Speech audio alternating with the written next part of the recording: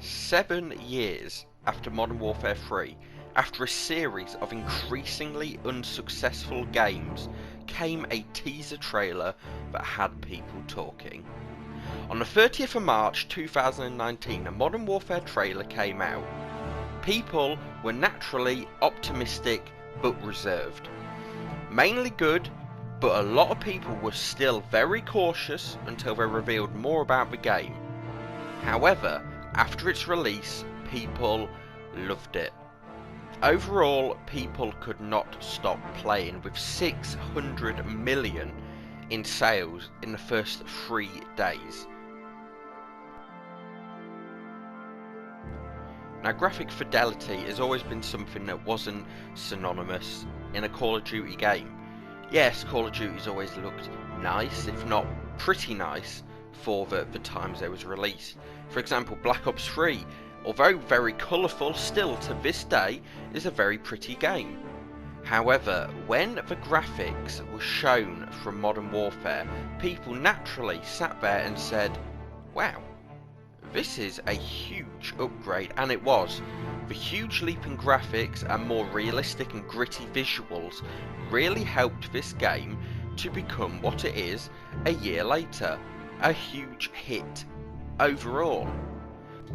However, the graphics were not perfect. With this gritty and realistic feel, people also started to see the fact that the colour palettes within the game were mainly just different shades of brown and grey. The game is dilute of colour. There is no colour within this game.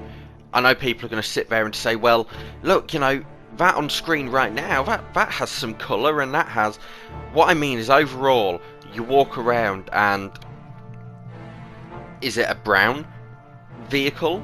Or is it a grey vehicle? Is it a brown building, or is it a grey building? Don't get me wrong, the graphics are pretty excellent, and at times damn right beautiful to look at. But it is certainly a step away from the Treyarch style of games and even older Modern Warfare games. I think the game, as good as it looks, really could have benefited just from a slight colour saturation difference. And with a new game, as always, the main aspect is, how are the weapons going to feel? How is the gameplay going to feel? Well, I can confirm that both the weapons and movement across all modes, campaign, multiplayer, Spec Ops, everything was beautifully done. Possibly the best in the entire series. I have never used a gun in a Call of Duty game but has really felt like I was using that gun. The recoil, the reloads, everything felt expertly done. And they clearly spent a lot of time developing overall and getting the right information to get the right weapons feeling right. Because they do. Each weapon has a varied, realistic animation that if you go on YouTube now, you can see the animations compared to how you would actually reload the weapons, and it is just expertly done. And yes, it doesn't go quite as far as maybe a Battlefield game with their ridiculously in-depth animations, but it is a step up from the half-second throw your mag into the bottom of your gun animations from any other Call of Duty, and that has got to be praised. Now, in terms of how it feels, I have never in a first-person shooter had weapons feel so responsive and powerful in my entire life. The weapons in this game, whether or not you're using a pistol, a shotgun, a sniper, whatever it might be, everything feels expertly crafted. You can run around with your pistol and it is still a viable option. Most Call of Duties you use pistols to get your camos, that is about it. But on this Call of Duty, if you really wanted, pistols are viable and they feel great. I can't explain how many times in gunfight I've been able to use a pistol and I thought it feels like being James Bond. It is truly an experience, and for that again I have to applaud them, because they did something in this game that was a huge risk, making everything feel a little bit slower, however making it more realistic, and it has paid off.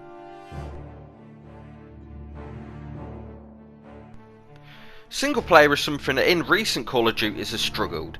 Black Ops 3 had a mediocre campaign at best. Black Ops 4 had no campaign. Then we look at Infinite Warfare, the campaign was decent but pretty forgettable. And so when they said and showed in trailers that the campaign was going to be gritty, it was going to be realistic, it was going to be hard hitting, people were naturally very, very reserved on the fact that, is this going to be another Call of Duty stunt to get you to buy the game? And for a lot of people, this was the last Call of Duty game that was going to make or break it for the series. Then the single player came out, people hopped on, and they had one thing to say: excellent, perfect, possibly the best in the entire series. The single player is gritty, realistic, and there is one mission in particular, Going Dark, that is my personal favourite mission in all of Call of Duty, and a lot of people's as well. That feeling of going floor by floor, from the bottom floor to the top, in pitch black, night vision goggles on, laser pointer ready, not knowing who is hostile, who is friendly, and even at times having people you thought were friendly turn out to pull a gun on you, was such a thrilling experience, and one that overall is hard to get out of your head. The campaign did something so well, however it wasn't perfect. For me, they lent too much into the controversy.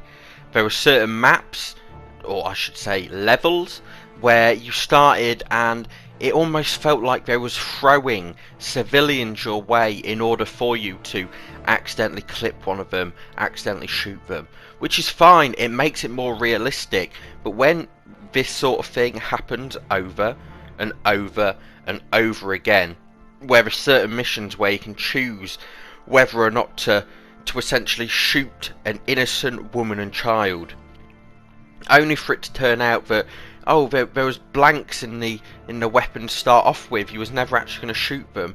Moments like that kind of take away from it. I don't mind having it there, I really don't, but you've either got to go fully controversial and make such an impact that people go, Jesus, this is too far, or you need to tone it down. And again, for me, it just went a little bit too far.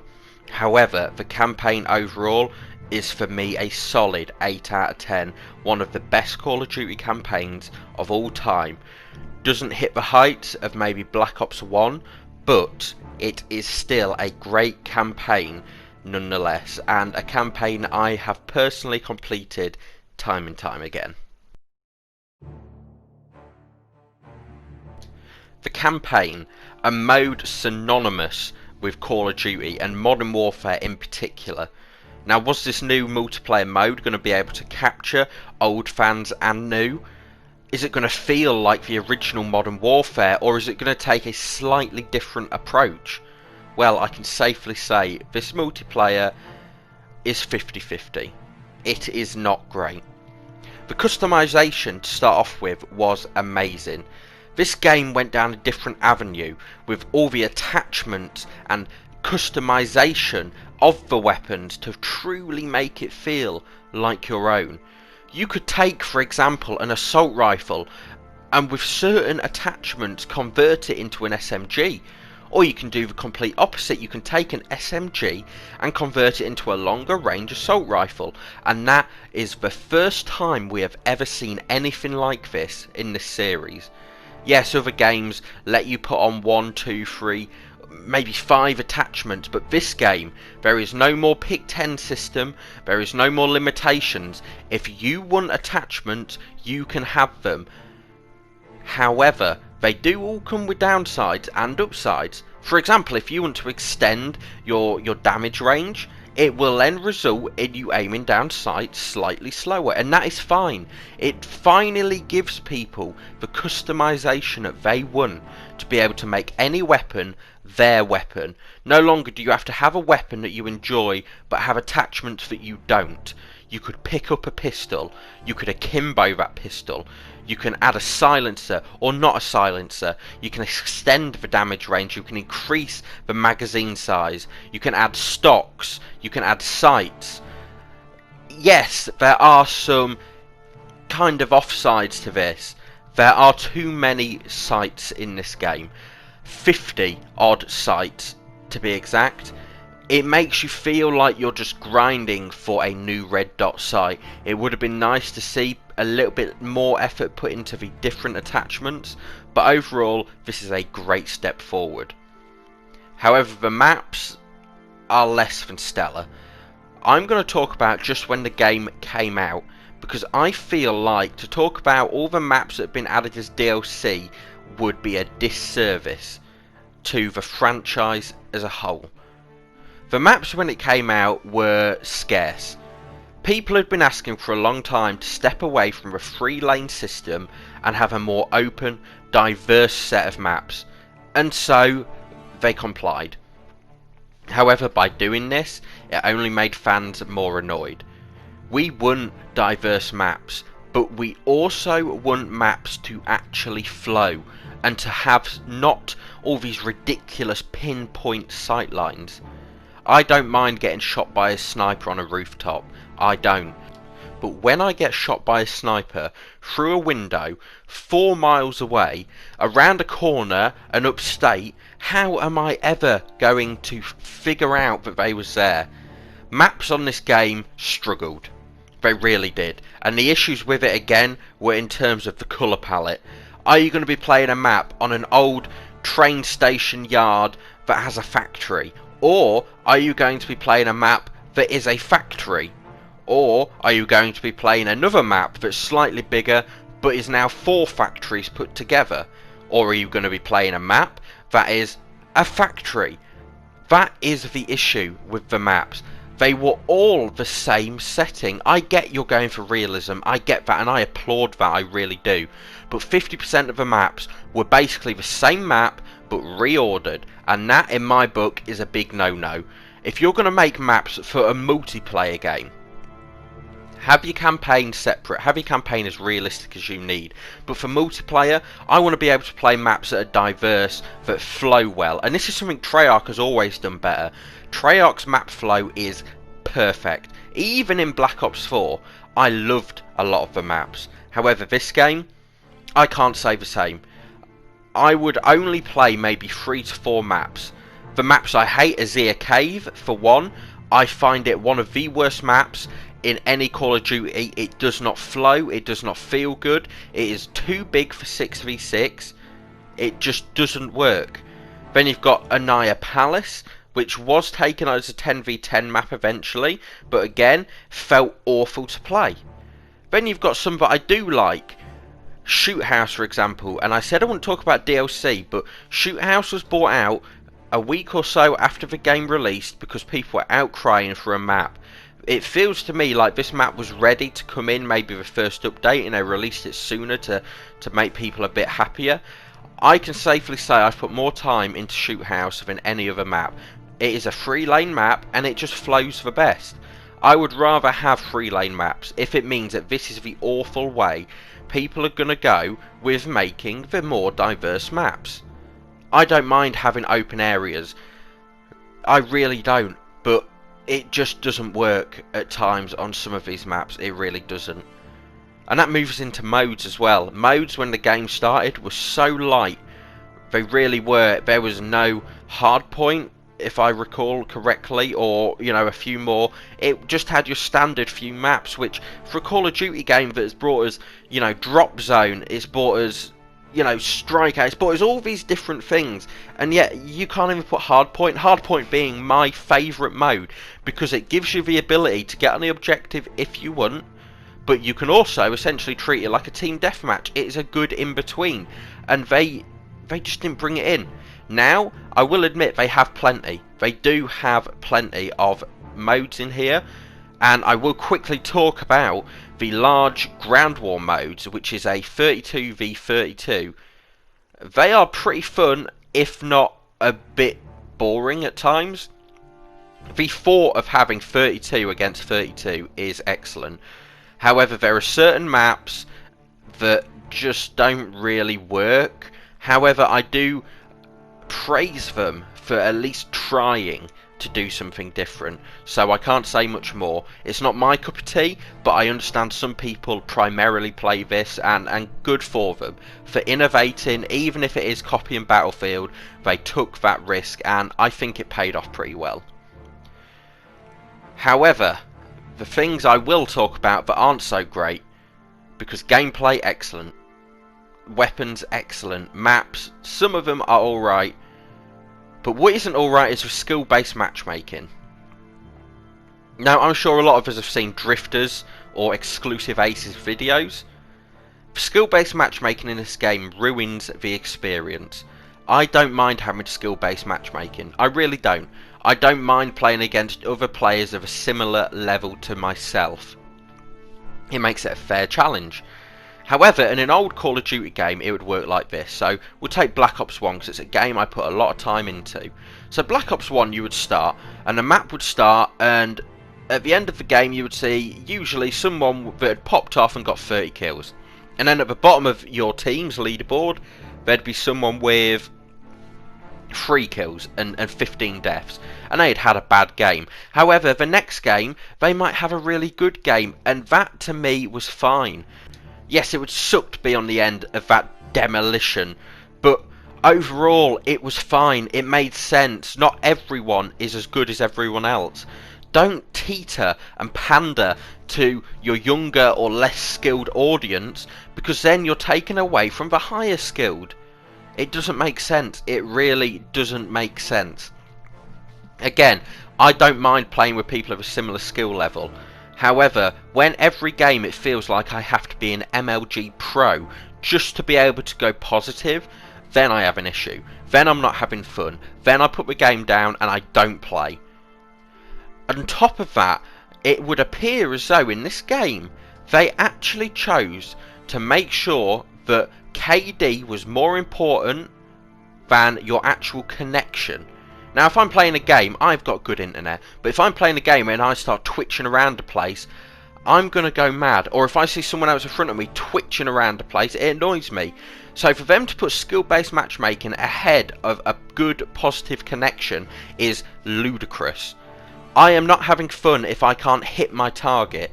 If I cannot hit someone because they are bopping and booping around the place, I'm not going to play your game. And that, for me, really ruined this Call of Duty multiplayer experience. For some people it's fine, but for me this is the first Call of Duty I haven't been able to get a nuke. And that isn't due to my skill, but that is due to the fact that the only way I could feasibly see you getting a nuke is by camping, like a lot of people do. And that is another issue with the maps. The maps just ooze campiness. It oozes that camping experience. The microtransactions as well. Look, they could be worse. For me, microtransactions hold no place in a paid game of any sort. Now, Drifter has said that he personally thinks the microtransactions are good. That's fine. Everyone has their own opinion. But again, for me, I think if you bring out a game and people have paid £60 for it, that should be it. You know, they're clearly not strapped for money. They're clearly making a ton off this game. However, if you have microtransactions in a paid game, I can't support that in any way, shape or form at all. However, they are on the better side. I will be honest. The store items are fine because you do know exactly what you'll get. You're able to click in, have a little look around, see what you're going to get for the bundle. But for 20 quid for what? 5 items, you know, it is a lot, but again, it's not something that's intrusive and is fine. However, the battle pass is disgusting. I don't know why more people aren't talking about this. For Warzone, fine, it's free. Get the battle pass, put a battle pass in there. And if that then came over to multiplayer, that's fine. But they did it the opposite. They shoved a battle pass down your throat when the free mode wasn't even out. They said, look, here's a battle pass, so you've paid 60 quid, give us another tenner. Just so you can play as, you know, Ghost. as an operator or whatever. And yes, to be fair, they did give you 2 weapons in each battle pass for free, so they didn't go down the Black Ops 3 route. But a battle pass in general doesn't deserve its place. So for the first season when it came out, no, but now, yeah, I understand it. And the last thing I'm going to talk about, or the last couple of things, and there is a lot on this multiplayer that I could go on and still talk about, but I'll try and keep it as short as possible. The camo grind in this game was the worst, most tedious grind I have ever had in a Call of Duty. Now let me make something clear. I'm going to explain the games that I grinded for camos on. Okay? Black Ops 2, I got every single camo. Black Ops 1, the camos were done slightly different. So again, Black Ops 2, then there was Black Ops 3, I got Dark Matter. Black Ops 4, I never played. Okay? In between that there was World War 2, I got all the camos. And out of all of them games, okay, and a lot of you are sitting there going, well, you haven't played every game. Out of all them games, I've never had an experience as tedious and boring as the Damascus camo in this game was. The reward, the payoff was awful. Now let me paint you a little picture. So at level 5, let's say you unlock the ability to be able to unlock your headshot camos. Fair enough, any other Call of Duty game would do that. Then at level 10, you're able to unlock hipfire kills. And then 15, long shots. And then mounted kills. And then kills behind the back left side of your neck. And then kills that you have to do a 360 spin to do. Does this sound fun to you? Does it sound fun to grind out, what, 10 different categories of camos, having to get 100 or so kills in different stupid ways? Does that sound fun? Because it isn't. Anyone that says the Damascus grind was fun is lying. Now, yeah, I could have just played the game. However, for me, to play a game, a multiplayer game, consistently, I require some kind of progression. And for me, that is the camos in Call of Duty. If you can't even do something as simple as recolours correctly, then what is the point? I am honestly fucking furious with how bad it was treated, and how some people say it's fine. It was, you know, it's a grind. It was clearly put in there and extended to get you to carry on playing. That is as easy as it was. They could have done so much better. I don't want to have to grind out 100 camos to then have to grind out mounting my weapon 100 kills, then to grind out hipfire on weapons that you shouldn't be hip firing, and then to grind out getting kills after reloading. Let me put something very clear. If shipment wasn't in this game, I would not have gone for the Damascus. Now, I got Damascus around about a week after everyone else started to get it. I wasn't really on the grind. I lost it at one point, but I tried. But if shipment wasn't there, the getting kills shortly after reloading wouldn't have been completed. The pistol ones wouldn't have been completed.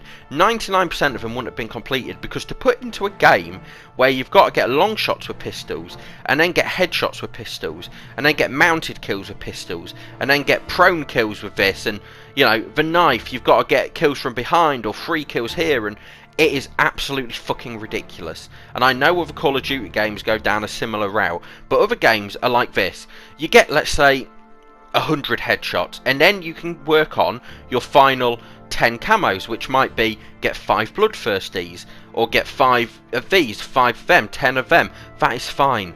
I would like a simpler one like that. Considering how many weapons are within this game, it's ludicrous to think that everyone is going to go for that, and it shouldn't be like this. And I truly hope that when Black Ops Cold War comes out, the camo mastery is better, and the reward at the end of Damascus was actually a joke.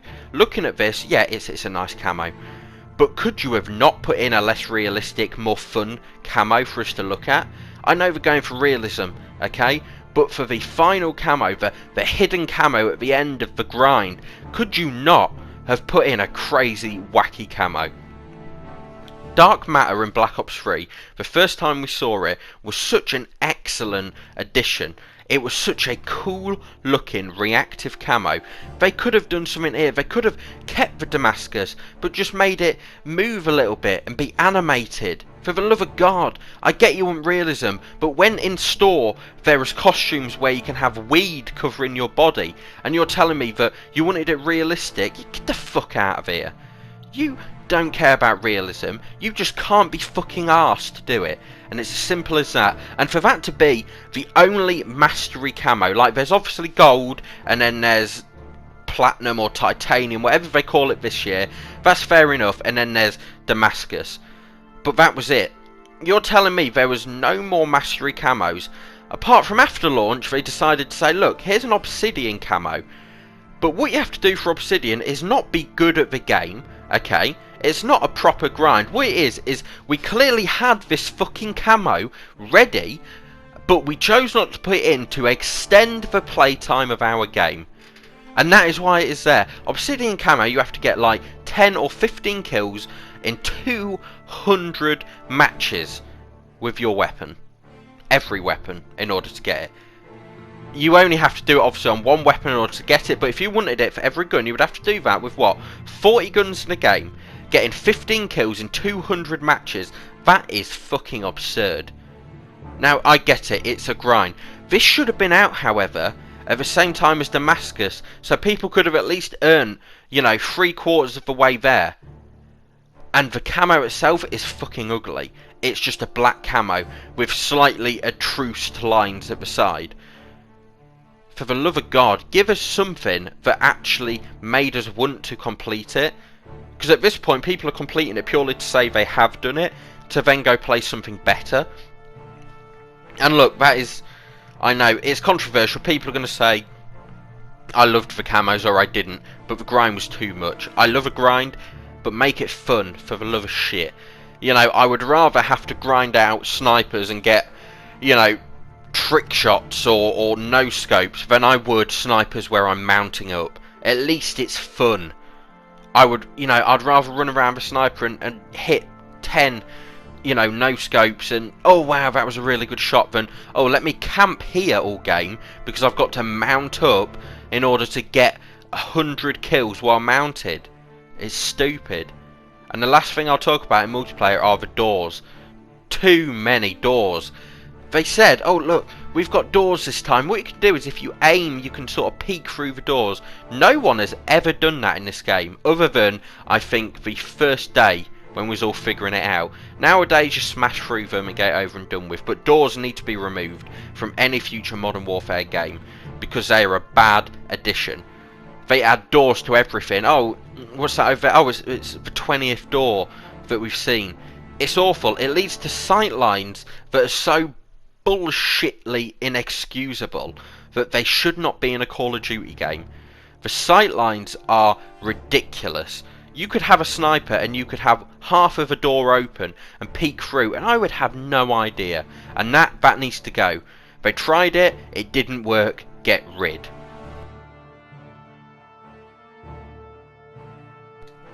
Spec Ops. Special operations, a mode that Modern Warfare players now expect.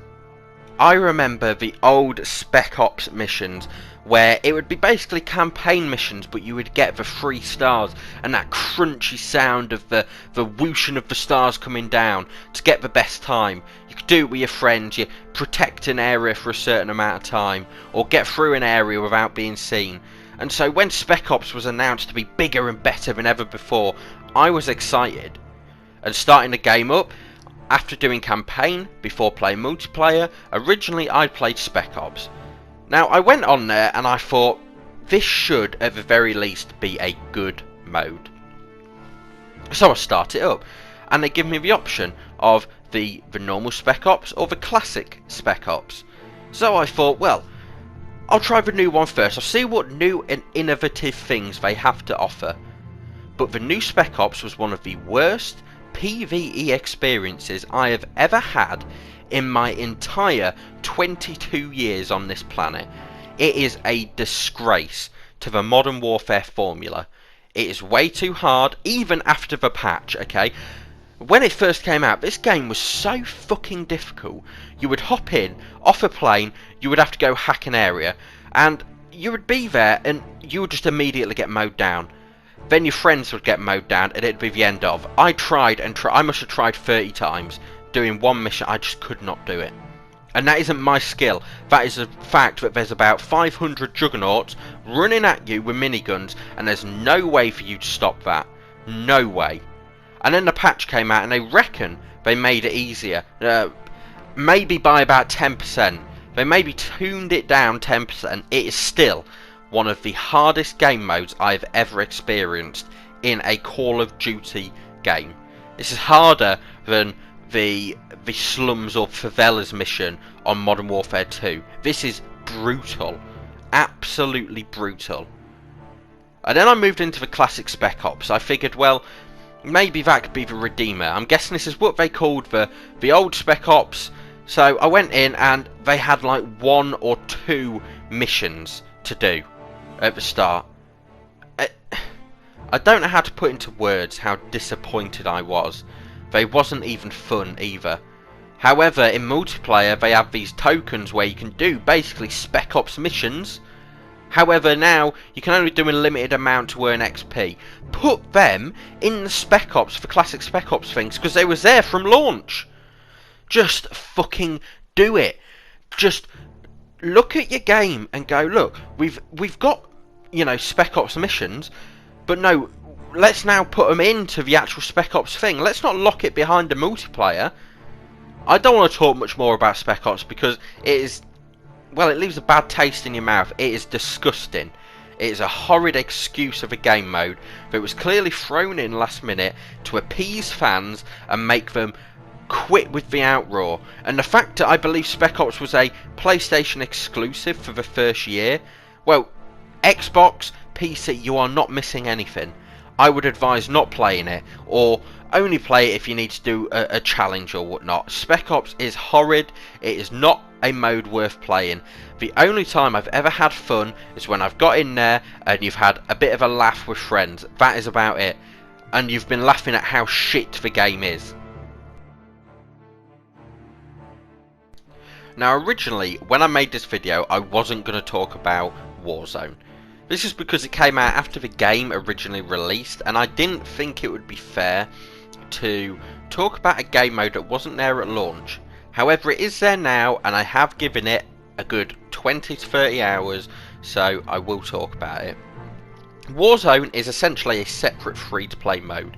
So if you haven't got Modern Warfare, you haven't bought it, you can still download this for free. And they clearly went hard in terms of advertising, because Call of Duty now has the Warzone branding like in the title. Look, this mode is fun, it is engaging, but it is another battle royale. They don't do enough for me to change from any other battle royales. And you say what you will about Fortnite, but the building in that game, if you could build, was a really good feature, and it was fun and simple. Apex Legends, it kind of goes the opposite way. You have abilities and stuff, but Warzone just feels like the Battlefield Firestorm mode to me. It feels very similar in terms of trying to be realistic but fun. You know, again, it allows people to try and feel, you know, the game before buying it maybe, but for me it isn't the best mode in the world, and it certainly isn't my battle royale of choice if I did play one. But I see the draw and allure towards it. It is really fun sitting in a building with a sniper from however far away and getting that lucky headshot. So yeah, I will praise them for that, but just not my cup of tea.